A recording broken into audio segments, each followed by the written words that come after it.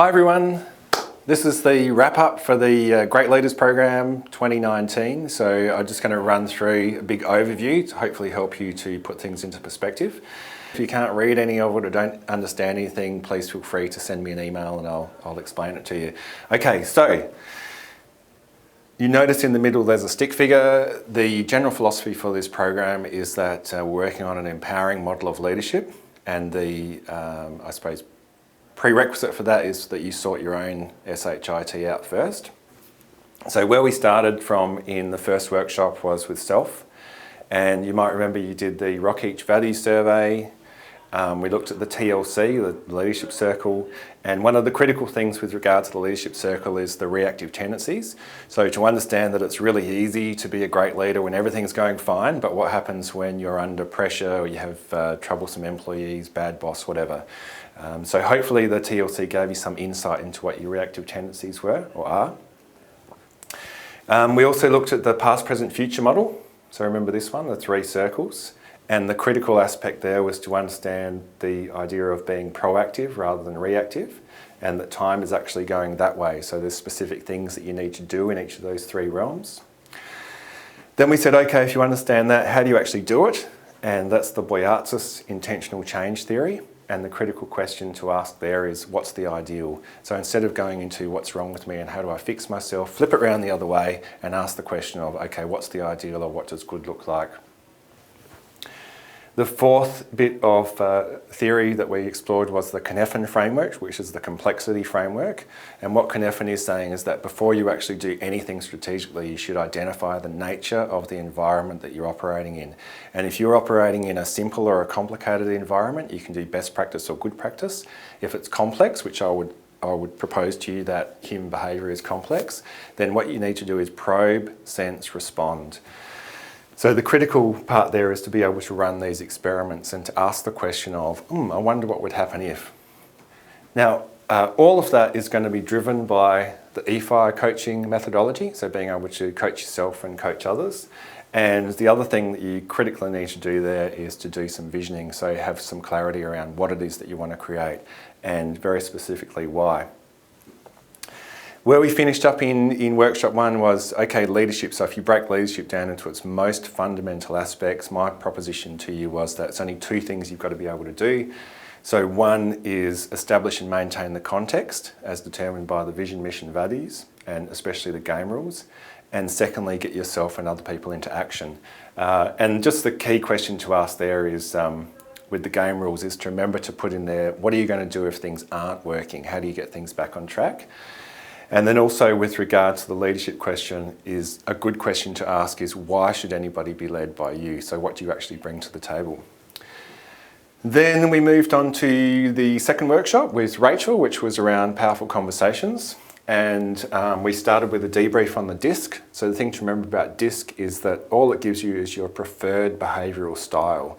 So it's not set in stone. We can all work with the different styles, but the key there is to understand what's your default mode. The way to use DISC is in communication. It's a communication aid. So if you understand that you're trying to communicate or trying to work with somebody who has a opposing style, you might need to change your style a little bit to be able to get the outcome that you want. And of course, that requires some sort of reflective practice, and you're probably sick of me harping on to you about reflective practice, but absolutely critical to find some way of taking some time to do reflection and being able to ask these questions: what's working? What are you grateful for? And then to do some strategic planning moving forwards. So then back to powerful conversations. So Rachel proposed that 3 steps: preparation, conversation, follow-up. And the key elements there with preparation, make sure you map the system from both perspectives. Be clear about what the boundaries are, especially around what's unacceptable behaviour. And I would suggest you to make sure that you create psychologically safe environments to be able to do that. The second thing with regards to the conversation, the issue there is self-management, because as soon as we're going into a difficult conversation, we have some sort of cortisol stressed response, so we have adrenaline and things like that running through our system. And you might remember we did the breathing, we did the 4-7-8 breathing as a way of like just calming yourself down.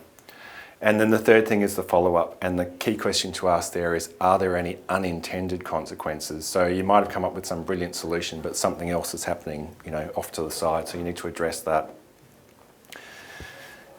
Workshop 3, simple rules of strategy. And the key here is to decide in advance what you're going to do if a trigger event occurs. And the reason you do that is because when you're in the midst of one of those difficult conversations or difficult situations, you may get a emotional response. You may get what's called amygdala hijack, where you basically literally can't think. So the idea of doing this is to decide in advance what you're going to do in one of those events. So instead of having to think about it, you basically just enact the strategy. And when applying this to ways of working, you want to identify blocks and bottlenecks that you're experiencing over and over again and run the experiment of what sort of rule could we put in place that might actually stop us from having to deal with this over and over again.